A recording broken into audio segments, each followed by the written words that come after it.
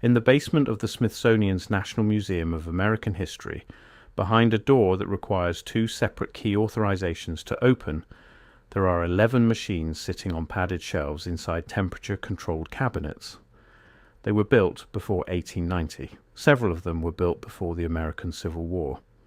And here is the part that the curators will not discuss in any official publication. 3 separate teams of computer scientists, working in different decades, have attempted to write software that replicates what these machines do, not approximately, not with some margin of acceptable error. Exact replication. Every single attempt has produced results that are technically inferior to the original hardware. The machines are faster at certain operations, they produce fewer rounding errors. 2 of them handle a class of calculation involving nested variables that modern floating point arithmetic. I have to pause here for a second, because what I just described, that is one case from a much larger pattern. There are 35 documented cases in a document I put together. Different cities, different decades, different types of evidence. Every single one follows the same sequence: discovered, documented, acquired, disappeared. I could not fit all of it into a video. It's in the pinned comment below. Find it before we continue. Still mangles in ways that software engineers patch around rather than solve. Whatever minds designed these machines understood something about the structure of numerical reality that the entire 20th century of computational theory has not fully recovered. Tonight we are going to walk through 10 of them, one by one. We are going to understand what they did, why the official history of computing cannot adequately explain where they came from, and why their disappearance from mainstream scientific use in the 1890s happened not because better tools arrived, but because something else arrived instead. Something that replaced precision with scale and exchanged depth of calculation for speed of production. And we are going to ask the question that historians of technology have studiously avoided for over a century. Were these machines the beginning of something, or were they the end of something much older? The period we are looking at, the 60 years between roughly 1820 and 1890, sits at a very strange intersection in the official history of computation. We are told that this was the age of mechanical curiosity, clever gentlemen tinkering with gears, the first stuttering steps toward the computing age that would eventually arrive in the 20th century. We are told that Charles Babbage's difference engine, begun in 1822 and never completed, represents the peak of what that era could conceive. Brilliant, yes, but incomplete, a noble failure. But the patent records tell a different story. The engineering journals of the era tell a different story, and the 11 machines sitting in that temperature-controlled room in Washington tell a different story.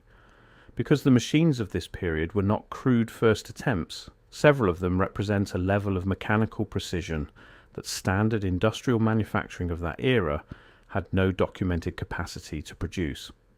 The tolerances are too tight. The gear trains are too accurate. The error rates over long calculations are too low. These machines should not have been possible given what the official record says about the metallurgical and machining capabilities of the workshops that supposedly built them. And then, within a decade of the 1890 boundary, almost all of them went quiet, were dismantled, were declared obsolete, were quietly moved into storage while a new kind of calculating machine, slower, less precise, but infinitely easier to mass produce, took their place. The official story says this was progress. The machines we are about to examine suggest it may have been something closer to a replacement, the erasure of a precision tradition and its substitution with something the new industrial economy could actually manufacture at scale. The first machine we need to examine is the Schoitz difference engine built in Stockholm beginning around 1843 by Georg Schoitz and his son Edvard. The official record gives them credit for completing what Babbage could not, a working difference engine that could calculate polynomial functions and print its results directly onto paper. The British government purchased one. The Dudley Observatory in Albany purchased another, standard historical footnote. But when you look at what the Schoitz engine actually did, the footnote becomes a problem. The machine calculated to 15 significant figures with an error rate that modern metrological analysis cannot fully account for given its mechanical construction. The gear tolerances would have required machining accuracies of approximately 0.003 of a millimeter. The workshops of Stockholm in 1843, by every documented account of their equipment and methods, were not capable of that accuracy. The official explanation is that Georg Schoitz was simply a better machinist than his contemporaries. The evidence that he developed or documented any technique explaining this capability does not exist. What exists is the machine, performing at tolerances the era should not have been able to hit, and a workshop record that is frustratingly incomplete. The detailed manufacturing notes from the Stockholm workshop were reportedly lost in a building reorganization in the 1870s. There is one additional detail worth sitting with. The printing mechanism of the Schoitz engine was analysed by a British mechanical engineer in 1857 who wrote, in a letter preserved in the Royal Society archives, that the coupling between the calculating section and the printing section demonstrated a mechanical logic he had not seen in any other device of the period and could not fully explain from inspection alone. He described it as a solution to a synchronization problem he had not realized was a problem until he saw the machine solve it. The second machine is one that computing history textbooks mention only briefly. It is the arithmometer of Thomas de Colma, the first commercially produced mechanical calculator, patented in France in 1820. The standard account treats it as a simple stepped drum calculator, interesting as a commercial product but not technically remarkable. This account is misleading. The arithmometer performed all 4 arithmetic operations with automatic carrying. Every time a digit wheel rolls from 9 back to 0, it must simultaneously trigger the wheel to its left to advance by 1. Do this across 8 to 12 columns simultaneously, and you have a cascade of mechanical forces that has to be managed with extraordinary precision, or the machine jams, skips, or miscarries. A Swiss engineer in 1864 published a technical note, now very difficult to find outside specialist libraries, stating that the carry train of the standard commercial arithmometer performed reliably at speeds that the mechanism's material strength should not have supported without failure. He calculated the forces involved, he measured the spring tensions, he concluded that either the steel used in the carry train was metallurgically superior to any steel he had access to, or the geometry of the mechanism was optimized in a way he could not reverse engineer from examination. He spent a year attempting to derive the geometric optimization by disassembling 3 separate production units. He could not isolate the principle. His note ends with the observation that the machine works because it works, and that this is, for an engineer, an unsatisfying conclusion. The third machine is the one that opens the deepest questions in the entire collection. It is called the planimeter, and in its early forms it was a class of machines solving the same problem. The problem of finding the area enclosed by any irregular curve. Engineers calculating the area under a pressure curve in a steam engine needed it. Naval architects calculating hull displacement needed it. Hydrologists calculating the volume of an irregular basin needed it. The standard mathematical approach required either painstaking graphical methods or calculus, which in turn required that the curve be expressible as a mathematical function. Most real curves, the pressure trace from a steam engine, the profile of a coastline, a land parcel boundary, are not clean mathematical functions. Calculus could not handle them directly without approximation. The planimeter handled them exactly. You traced the boundary of the irregular region with a stylus, and the machine integrated the area mechanically. No approximation, no assumption about the curve's shape. The mechanism performed the geometric equivalent of a continuous integral calculation as the stylus moved. When the Swiss mathematician Jacob Amsler Lafon published his design in 1854, the scientific community initially refused to believe the principle was sound without a demonstration. Amsler's polar planimeter contained one rotating arm, one pivoting arm, a tracing point, and a measuring wheel. 4 components. And yet the mathematical operation it performed was one that, in software, requires iterative numerical integration, which introduces accumulating errors with every iteration. The planimeter introduced no accumulating errors. It was exact by geometry rather than approximate by iteration. Modern numerical integration software handles this class of problem through algorithms that add correction terms to manage accumulating error. In high-precision work, in aerospace, in pharmaceutical calculations, in long-horizon financial modeling, the corrections carry uncertainty, and the uncertainty compounds. The planimeter would simply have been right. Engineers who have compared planimeter measurements against numerical integration software on the same irregular curves have documented consistent small discrepancies, always in the direction that the software is less accurate. The machines disappeared from common use in the 1970s, replaced by digital methods that are faster and more convenient. What is not said is that convenience was purchased at the cost of a class of exactness the mechanical approach possessed, and the digital approach does not. Nobody wanted to say that a machine with a pivot and a wheel was more correct than a computer, so they did not say it. They just stopped using the wheel. The 4th machine takes us to England and to a name that appears in the official computing narrative, but whose most important work has been systematically underexplained. His name is George Barnard Grant, and in 1876 he exhibited at the Philadelphia Centennial Exposition a difference engine that operated with a reliability the Babbage engine never achieved. The machine had 15 columns and could handle polynomials of degree 14. It weighed approximately 1,000 pounds. It was smooth and reliable in a way that impressed even skeptical engineers who examined it. Grant received coverage in the technical press, gave demonstrations, and then within a few years essentially vanished from the computational landscape. The machine was placed in storage. Grant himself pivoted to manufacturing gear-cutting machinery. The difference engine was donated to Harvard, moved several times, its importance diminishing with each transfer. The question is not why Grant stopped developing the machine. The question is why it worked so well given what his own published notes reveal.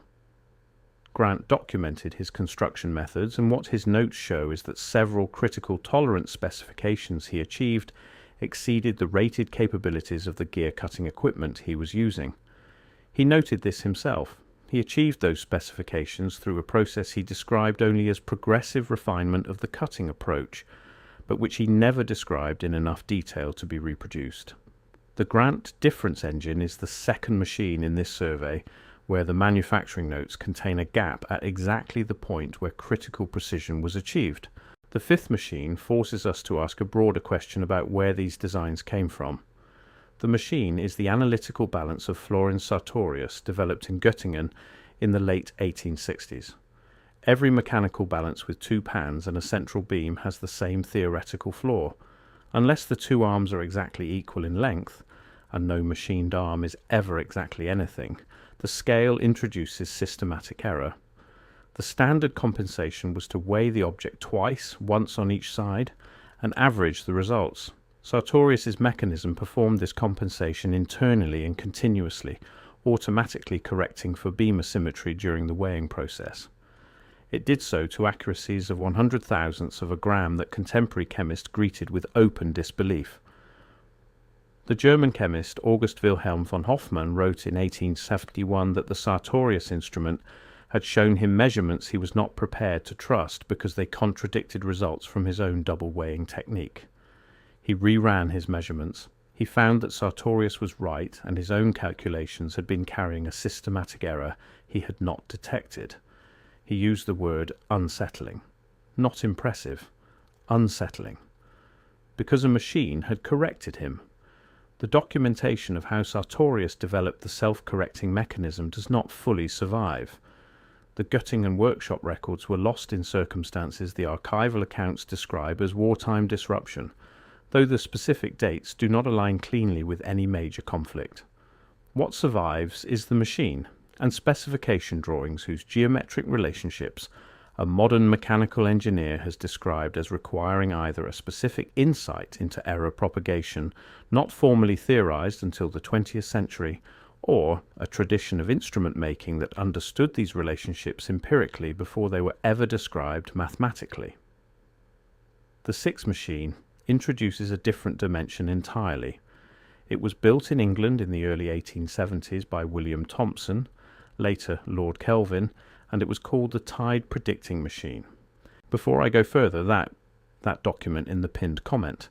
If you have not found it yet, go there now, because everything I cover in these videos is one piece of a pattern that only becomes visible when you see all 35 cases together. The document shows you the full pattern. What I can show you here is the surface. What is down there is everything underneath it. Pinned comment, now, then come back. It predicted the heights of ocean tides at any port in the world for any date by mechanically summing the contributions of up to 10 tidal frequencies simultaneously through a system of pulleys and a recording pen. What is not discussed in the standard history is the accuracy problem this machine solved in a way modern tidal prediction software still imperfectly handles. When you sum 10 sinusoidal functions of different frequencies, certain combinations create resonance effects that are nonlinear.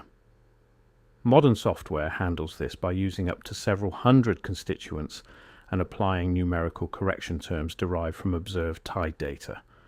Thomson's machine, using only 10 constituents, achieved prediction accuracies at certain ports, not significantly improved by the 200 constituent computer models introduced a century later.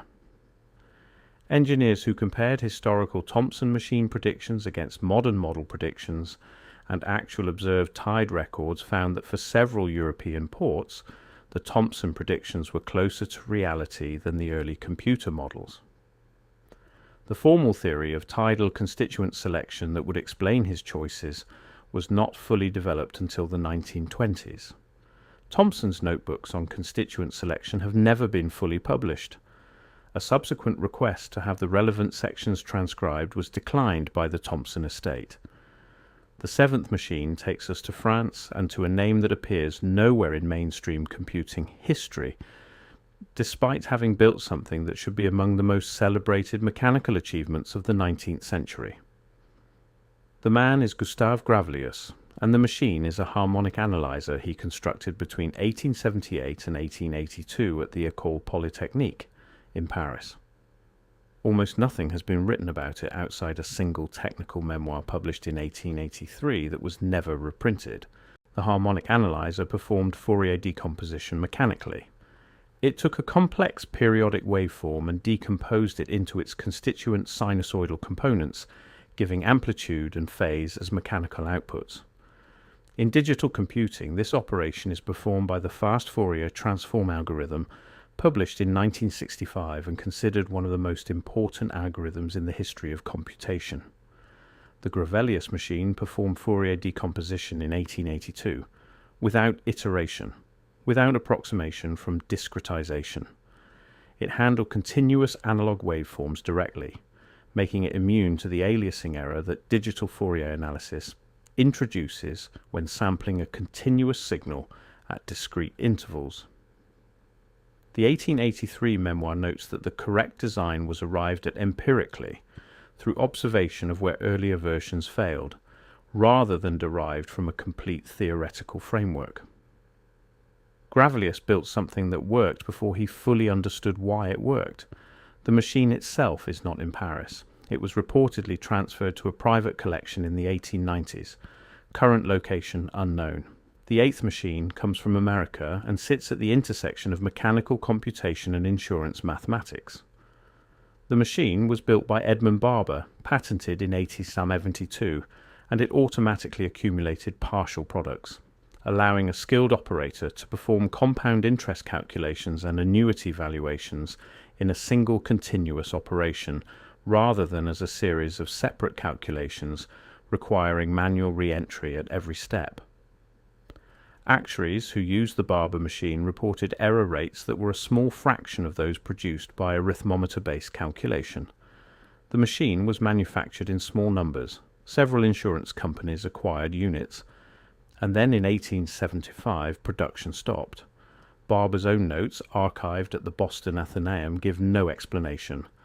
The last dated entry is a set of compound interest calculations performed on the machine, correct to 11 decimal places, with a margin note reading only, "This is sufficient." After that, nothing. The notebooks end, the machine production ends. The ninth machine is the one that stops feeling like a historical curiosity and starts feeling like evidence. It is a gun barrel boring machine designed by Joseph Whitworth, and it incorporated a measuring capability that could verify tolerances to 1/10,000th of an inch. In the 1860s, this is a precision standard that industrial manufacturing in general did not routinely achieve until the 20th century. The documented consistency of cannon barrels produced on this machine was noted by the British military as significantly exceeding what the same specification should theoretically have produced.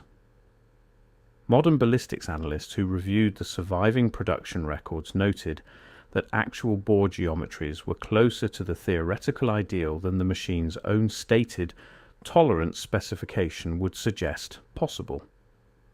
The machine was performing better than it should have been able to perform by its own technical specification. Whitworth's notes on the measuring mechanism were considered proprietary trade secrets during his lifetime. After his death in 1887, his executor disposed of several boxes of technical notes. The specific contents were never catalogued. The 10th and final machine is the most quietly devastating piece of evidence in the entire survey. It does not appear in any museum collection.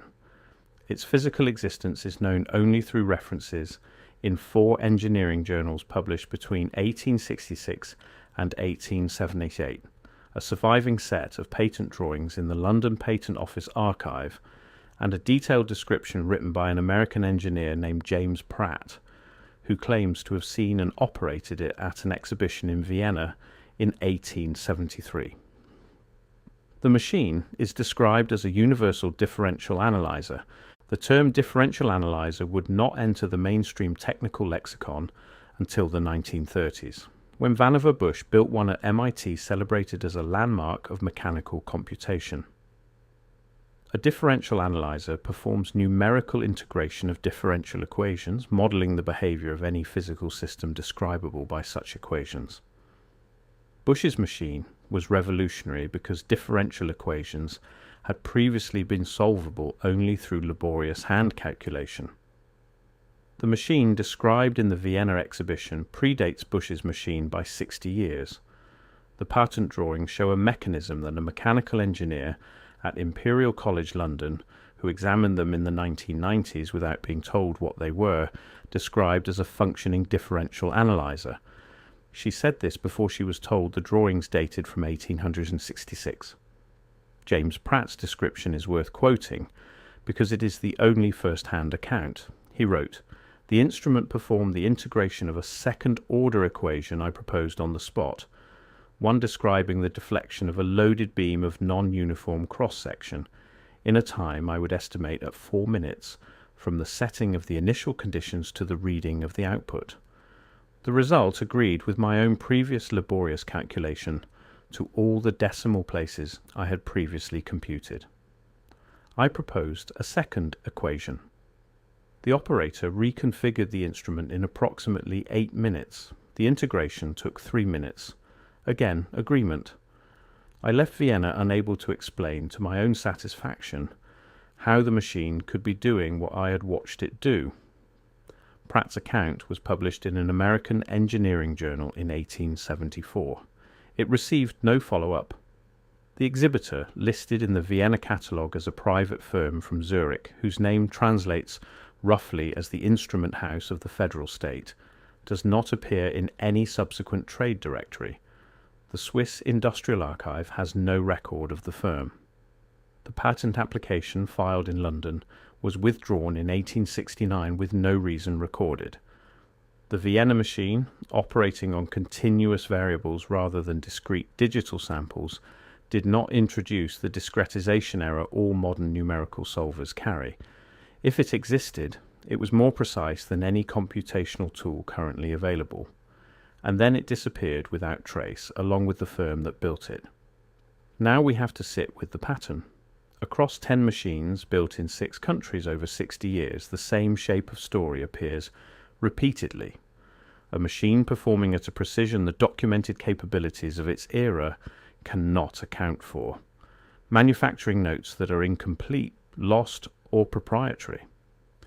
A transition in the 1880s and 1890s where these precision devices stop being developed and begin to be replaced by machines that are less precise but vastly easier to produce in quantity, and a subsequent historical narrative that does not ask why the transition happened or what was lost when it did. The mainstream explanation is perfectly logical on its surface. The industrial economy needed tools that workers with moderate training could operate at low cost. The sophisticated mechanical calculators required skilled operators, expert maintenance, and individual craftsmanship. The simpler machines won because the economy needed simpler machines. This explanation is true. It is also incomplete. It tells us why the simpler machines won the market. It does not explain the gap between what these machines achieved and what the documented manufacturing capabilities of their era should have allowed. It does not explain why the manufacturing notes are so consistently incomplete at the critical points. And it does not explain the Vienna machine, which has received essentially zero systematic investigation in the century and a half since Pratt wrote his account. The Tartarian framework offers a different reading. It proposes that the civilization responsible for the monumental architecture appearing and disappearing across the world in the 19th century operated at a technological level substantially above what the official historical timeline acknowledges. In this reading, the 10 machines we have examined tonight are not the inventive achievements of isolated geniuses who somehow exceeded the capabilities of their era. They are the salvaged or inherited fragments of a more complete technical tradition. The machines work better than they should because they were designed within a tradition that understood precision in a way the official industrial history does not account for. The manufacturing notes are incomplete because the knowledge they would have needed to convey was either too comprehensive to record in a single project document or was considered too sensitive to leave in archivable form. And the transition of the 1890s was not simply the market choosing cheaper tools. It was something choosing simpler tools at the cost of a precision tradition that had existed in some form for longer than the official record acknowledges. Consider what was replaced: the planimeter's exact geometric integration replaced by numerical methods that approximate. The Thomson tide predictor's mechanical summation replaced by computer models that must be recalibrated against observation. The differential analyzer's continuous mechanical integration replaced by discrete digital solvers carrying inherent approximation error. In every case, the replacement is faster, more flexible, easier to operate. And in every case, it loses one specific thing: the exactness that comes from operating on continuous physical quantities rather than discrete numerical approximations. This is not a trivial loss.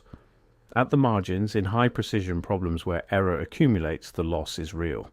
Aerospace engineers work around it, pharmaceutical modelers work around it, financial risk modelers work around it, sometimes incorrectly. Every domain where digital approximation is treated as exact rather than as a very good estimate with known error characteristics is a domain where the continuous mechanical approach would, in principle, do better. We do not have the continuous mechanical approach anymore, we have the workarounds. And the reason is not that the original tools were inadequate. The reason is that the original tools required a manufacturing tradition and depth of mechanical knowledge that the industrial economy of the 1890s decided, for reasons of cost and scale, not to continue developing.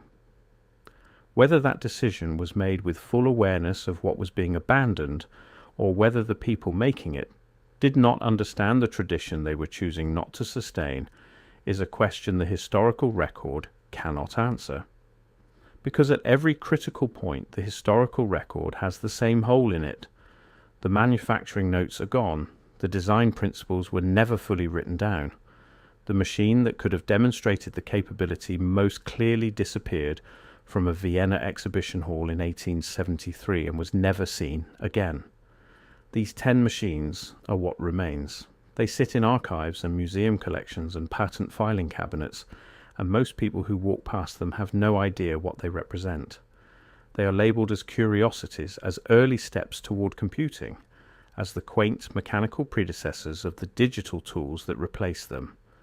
But the performance data does not say these machines were early steps. It says they were achievements of a precision and conceptual depth that the tools which replace them have not fully matched in 150 years of trying.